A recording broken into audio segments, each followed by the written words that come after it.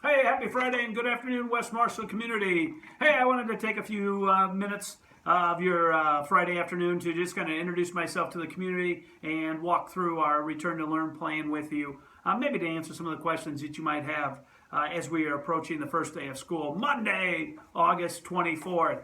Hey, my name is Bob Tollison. I am the 4th through 8th grade principal. Kids have always called me Mr. T, and that is perfectly fine with me. I'm excited to be returning back to the community that was home for me. I was a West Marshall grad in 1993. Excited to bring my family back.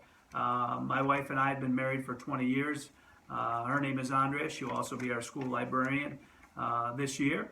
And then I have three wonderful kids. Grace will be a junior, Andrew will be a freshman, and Noah will be a 7th grader. So excited to bring them back to this community.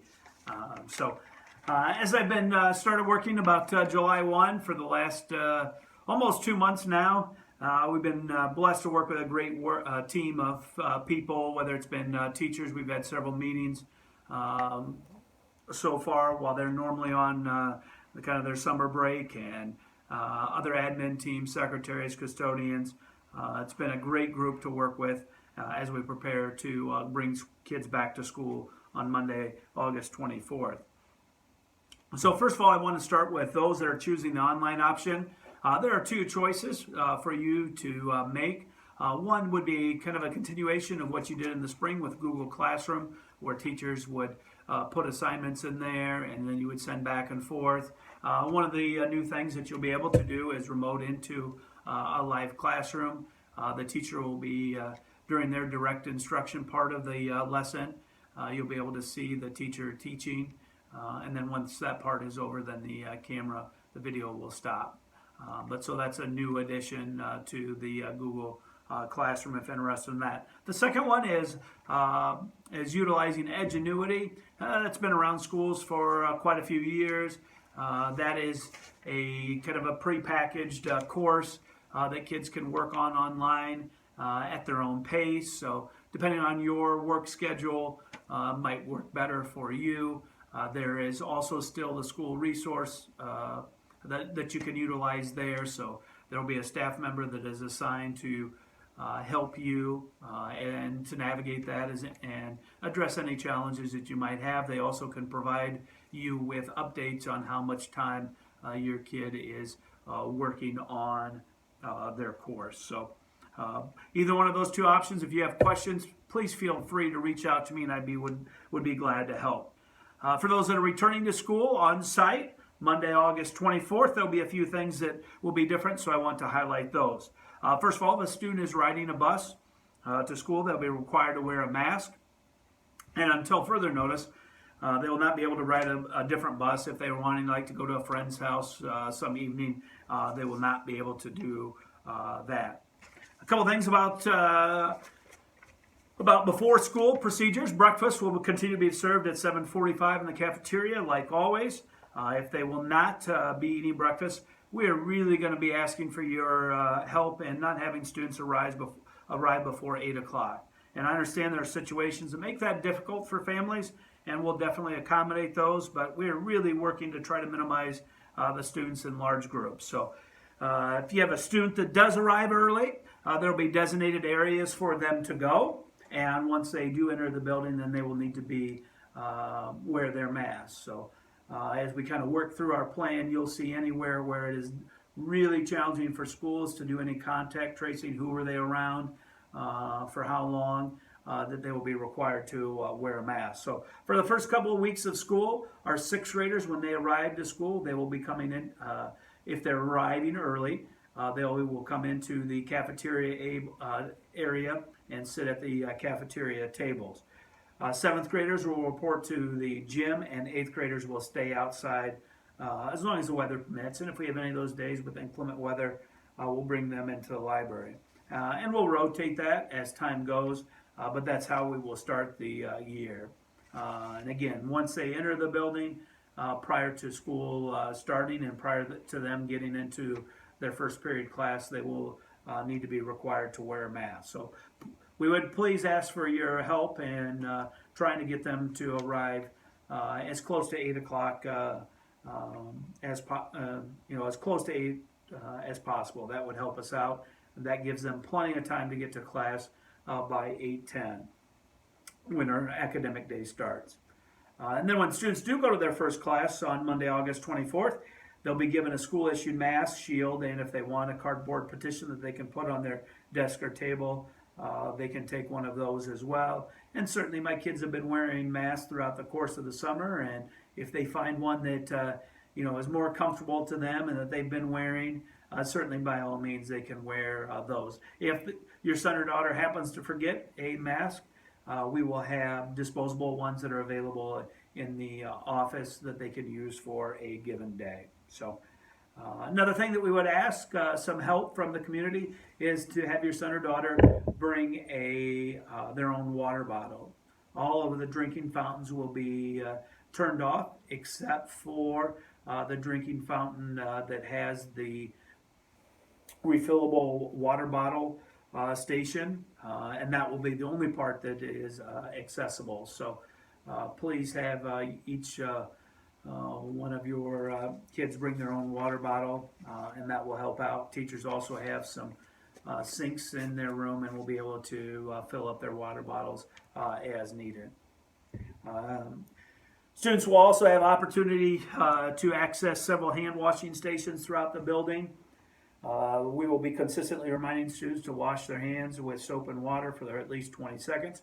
We'd ask for some help there as well. These last 10 days before school starts, have students practicing washing for 20 seconds. I know sometimes it's about a 2-second pit stop where we wash our hands. So we would ask that they start practicing 20 seconds. Whether it's to learn, that'd be a great time to sing the West Marshall Fight song, and then know when you're done singing, hey, it's time to be done washing our hands. So ask for your help there. Next thing will be lunch. Oh, I am so lucky. I've been working with Miss Amy Clark on procedures there to keep everybody safe during lunchtime, and she has been awesome to work with. So a couple things that will be different. We will take one class per grade level, and we'll rotate the class that we choose, but to eat outside. So we'll have some picnic tables over in the backyard of the house next door, and so we will have some kids eating outside during that time. The other classes will report to the cafeteria. They'll be able to pick which table they want to sit at on the first day, and then we'll assign kids a seating chart for a time period until we decide to change that. And again, that's all to help out with contact tracing. So students will not need to wear their student IDs this year. And for lunch, they'll just need to know their student ID, and Ms. Clark will have a cashier that will be at the point of sale and will enter their student ID number in for them. So they'll not need to wear their student IDs, but they will need to know their ID number to help out the cashier. Student lockers, we will not use student lockers this year, at least to start the year. Students will be allowed to carry their backpacks to their classes. That will help again a lot with our custodians not having to clean those areas up. So anyways, we'll not use student lockers this year. We would ask your parents to please check your students' backpacks, because I know how sometimes kids will stuff dirty PE clothes or something in those, and they'll leave them in there for an extended period of time, and certainly would not want those to be kept in and taken from class to class. Those probably would not smell very good. So if you could check those and clean those out each night, that would be great. At the end of the day, our dismissal procedures will be a little bit different. Again, trying to minimize the amount of times that we have all 250 or so students dismissing at the same time. So those that walk home or parents pick up, we will dismiss those students at 3:20.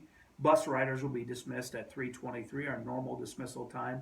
And those that are staying for after school activities, we will dismiss them at 3:25. So again, those that are walking or will be picked up by parents, they'll be dismissed a couple minutes early at 3:20. Our bus riders will be dismissed at 3:23, and those that are staying for after-school activities, we will have them dismissed at 3:25. Again, we've talked about mask wearing. Another time that they will be required to wear a mask is during passing times. And again, it's very hard to do contact tracing when you have all the kids in the hallway at the same time. So during that time, students will be required to wear masks. During music times, the shields will be required to wear. During vocal music rehearsals, band rehearsals will be held at distances greater than 6 feet, and they'll utilize gym or open spaces to accommodate safe distances for those students. During labs or specific closed group collaboration in a classroom, a minimum of a shield will be required. So if your teacher is asking you to do some group work, you will be required to wear a shield as well. Kind of as in closing, I've been involved in education for quite a few years. I'm really excited to get the opportunity to work with kids again. It's been a long, about 5 or 6 months where we haven't got the opportunity to see the kids that we normally are used to working with. So we're excited to get this school year started. Please feel free to reach out to me and I'll answer any questions that you have. We will be releasing a virtual back to school night presentation in the middle of next week. Please be on the lookout for that. We hope that you enjoy that. I know that our staff had a fun time putting that together, and again, that will replace our normal back to school night, but we hope that you enjoy that. And one of the things that is thing that we will be implementing this year that is not necessarily something that I like. I've always, in buildings that I've been in, always encourage parents to come in and whether it's have lunch with your kid or see what's going on in the classroom. We will be restricting guests to a minimum this year, and hopefully that can be we can go back to normal hopefully in a short period of time, and we can welcome everybody back into the buildings. Kind of lastly, I want to thank you in advance for your grace, patience, and understanding as we work together through this year, and I know that you will share that work well with your classroom teachers that your kids have. We're all this is kind of a first year for everybody, and we will continue to revamp the things that we're doing to make better for each one of our students here. So thank you for sharing a little bit of your Friday afternoon with me. Have a great weekend, and we will see your kids in about a week and a half. So thank you, and as always, go Trojans.